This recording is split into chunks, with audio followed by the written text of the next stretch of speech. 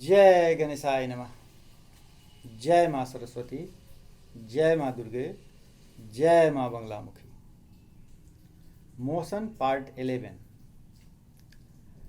आप लोगों को ग्राफ के बारे में बहुत चीज़ हम बता दिए, कुछ क्वेश्चन भी आपको सॉल्व करके दिखा दिए हैं। यह फिजिक्स है, कैनामेटिक्स है, इसी पर पूरा फिजिक्स डिपेंड करेगा। यदि आपको साइंस स्ट्रीम में जाना है तो आपका लाइफ इसी पर डिपेंड करेगा, याद रखिए।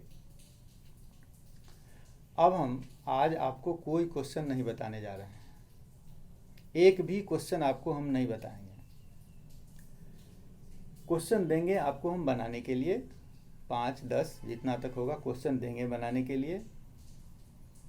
आपसे यही रिक्वेस्ट है, क्लास 8 वाले और क्लास 9 वाले, 7 वाला को इसीलिए छोड़ दिए हैं। यह क्वेश्चन आपको अपने से बनाना है, ठीक है। निर्देश क्या है इसमें सोच समझिए कि आप कहीं से हिंट्स नहीं लेंगे,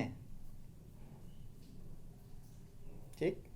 क्वेश्चन गलत है या सही, 50% जानकारी तो आपको हो ही जाएगी कि मेरा क्वेश्चन गलत है या सही है, और आपका सॉल्यूशन गलत है या सही है, ये तो पता चल ही जाएगा। यदि नहीं पता चलेगा फिर भी आप किसी से हिंट्स लीजिएगा, कभी हिंट्स नहीं लीजिएगा, किसी बुक से कंसल्ट नहीं कीजिएगा, इवन गूगल चाची से भी मतलब नहीं रखिएगा, समझ गए। यदि मतलब रखिएगा, कहीं से हिंट्स लीजिएगा, किसी से पूछिएगा, तो यह पार्ट आपका कमज़ोर का कमज़ोर ही रह जाएगा और बाद में इस समस्या का निदान नहीं होना है, ठीक है। इसीलिए 1 बार में बने, 2 बार में बने, 3 बार में बने, 4 बार में बने, बनाना आप ही को है। आप यही समझिए यही मेरा लाइफ है और इसको सॉल्व हमको कर लेना है। ये सॉल्व हो गया, लाइफ आपका सेट है, लेकिन बिना कहीं से हिंट्स लिए हुए, ठीक। अब कहिएगा कि मेरा सही है या गलत, ये हम किससे पूछें, ठीक। तो आगे किसी न किसी वीडियो में, ये 11 नंबर है, हो सकता है 12 में या 13 में या 14 में या 15 में, किसी न किसी वीडियो में आपको हम इसका आंसर डाल देंगे, ठीक है। आंसर डाल देंगे, तब आप मिला लीजिएगा आपका गलत है या सही। गलत होगा फिर आप दोबारा ट्राई कीजिएगा, लेकिन करना आपको अपने है, किसी से हिंट्स नहीं लीजिएगा। अभी जितना हिंट्स लीजिएगा लाइफ में उतना दिक्कत होगी, याद रखिए। पूरे लाइफ मैथ ऐसा चीज़ है, ठीक, मैथ ही ना है, पार्ट है उसका, इसलिए कभी हिंट्स नहीं लीजिएगा। हिंट्स का मतलब क्या, हिंट्स का मतलब क्या, जैसे कोई बूढ़ा आदमी है, वो अपने से चल नहीं पाते हैं, लाठी लेके चलते हैं, यही हिंट्स है। लाठी हटा देगा, बूढ़े बाबा गिर जाएंगे। लत्ती देखा ना, घीरा का, कदुआ का, डंडा लेकर के लगा देता है, कितना देर लगाएगा, हटाएगा डंडा, वो गिर जाएगा। यही हिंट्स है। यदि आपको नहीं गिरना है, अपने पैर पर खड़ा होना है, अपना जीवन जीना है, तो कृपा करके हिंट्स लेना बंद कर दीजिएगा, ठीक। अब आपको हम क्वेश्चन बता देते हैं, क्या क्या क्वेश्चन हम लिखें। एक तो आप स्क्रीनशॉट ले सकते हैं, लेकिन हर जगह पता नहीं चलेगा, इसलिए आपको हम बोल भी दें, ठीक है। एक बार बोल देना जरूरी है। क्वेश्चन नंबर 1 यहाँ हम लिख दिए, प्रॉब्लम्स फॉर प्रैक्टिस, क्लास 8 और 9 के लिए है, 7 वाला को इसीलिए हम छोड़ दिए हैं, ठीक। A stone is thrown vertically upward with an initial velocity of 40 meter per second, taking g is equal to 10 meter per second square. Draw the velocity time graph of the motion of a stone till it comes back on the ground. Use graph to find the maximum height reached by the stone. What is net displacement and total displacement covered by the stone. ये आपको table दे दिया गया, जानता है। एक बार table हमको नहीं देना था, लेकिन आपको सुविधा के लिए, पहली बार ना आप जंग में उतर रहे हैं, इसलिए आपकी सुविधा के लिए हम टेबल डाल दिए हैं। टाइम इन सेकेंड 0 1 2 3 4 5 6 7 8 और velocity in metre per second 40 30 20 10 0 -10 -20 -30 -40। हम टेबल नहीं देते, आपको टेबल अपने से निकालना पड़ता। ठीक है। क्वेश्चन नंबर 2 वहाँ है आपका, the following table represent velocity of a moving body at different instant of time. Time दे दिया 0 से लेके 30 सेकेंड तक, सेकेंड में लिया गया, और वेलोसिटी है मीटर पर सेकेंड में 10 15 20 20 30 15 0। ठीक है। इसमें कह रहा है आपको टेबल देने के बाद ड्रॉ VT ग्राफ, मान के वेलोसिटी टाइम ग्राफ।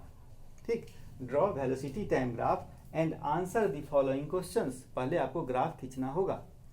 ठीक, पहला, for which interval of time the body has a uniform motion, what is the velocity in this time interval. Question number 2, for which interval of time the body has the accelerated motion, calculate acceleration. और third है, for which interval of time the body has retardation, calculate the retardation. 2 question हो गया। अब आ जाइए question number 3। यहाँ figure दिया हुआ है। इन this figure shows displacement time graph of 2 objects, object A and object B, moving in a straight line. Which object is moving faster? इसमें से कौन ऑब्जेक्ट क्या फास्ट मूव कर रहा है। Question number 5, what can you से, 4 ना आएगा, 4, state the type of motion represented by the following graph. 2 graph हम यहाँ आपको खींच दिए हैं, वेलोसिटी टाइम 2 ग्राफ खींचे हैं। आपको बताना है फिगर देख करके। ठीक है, यह किस टाइप का क्या है, स्टेट द टाइप, यह किस टाइप का मोशन है, इसमें कौन मोशन है और इसमें कौन मोशन है। ठीक, अब आ जाइए question number 5, what can you say about the nature of motion of a body if it's displacement time graph is, माने इसमें डिस्प्लेसमेंट टाइम ग्राफ यानी ग्राफ खींचा हुआ है। ठीक, अब आपको बताना है कि उससे आपको क्या मिलता है।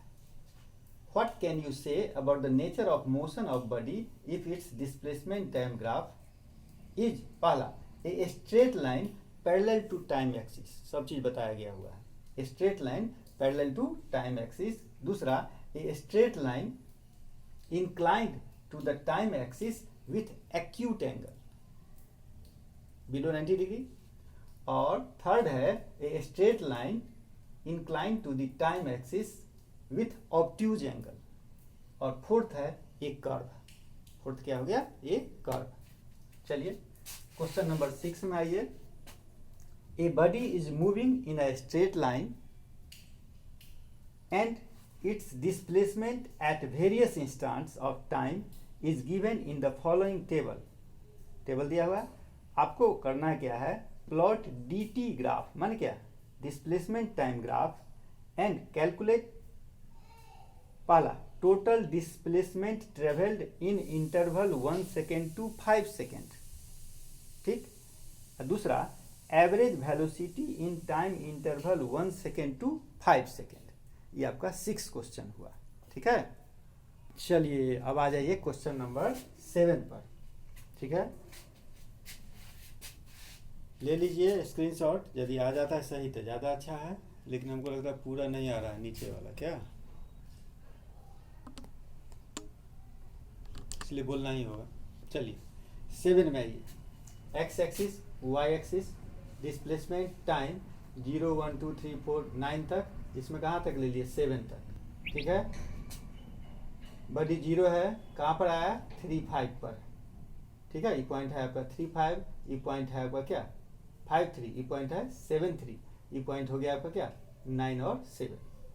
ठीक, फ्रॉम दिस फिगर फाइंड, पहला, calculate the velocity of the body as it moves for, पहला 0 to 5 सेकेंड, 0 to 5 सेकेंड। दूसरा 5 second to 7 second, and third 7 second to 9 second. एक सेकेंड क्वेश्चन है calculate the average velocity during the time interval 5 second to 9 second. ये आपका हुआ question number 7। ठीक, अब आ जाइए question number 8। From the displacement time graph of a cyclist given below in this figure find पहला the average velocity in first 4 second. ठीक, दूसरा the displacement from the initial position at the end of 10 second. Third the time after which he reaches the starting point। हो गया question 8।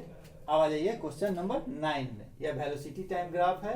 Graph आपको दिखा दिए, ई line जो खींच दिए हैं उससे पता चले, आप धोखा में नहीं रहिएगा कि 4 पर है कि 2 पर है कि 6 पर है। इसमें क्वेश्चन दिया पहला the acceleration in part A B C and C D. इसका क्या निकालना है? एक्सेलरेशन। दूसरा डिस्प्लेसमेंट इन ईच पार्ट। तीसरा टोटल डिस्प्लेसमेंट। ठीक है। Question number 10 a ball moves on a smooth floor in a straight line with uniform velocity 10 metre per second for 6 second at t is equal to 6 seconds. The ball hits a wall and comes back along the same line to the starting point with same speed. Draw the velocity time graph and use it to find the total distance traveled by the ball and its displacement। यहाँ तक तो ठीक है। अब इसके नीचे आइए।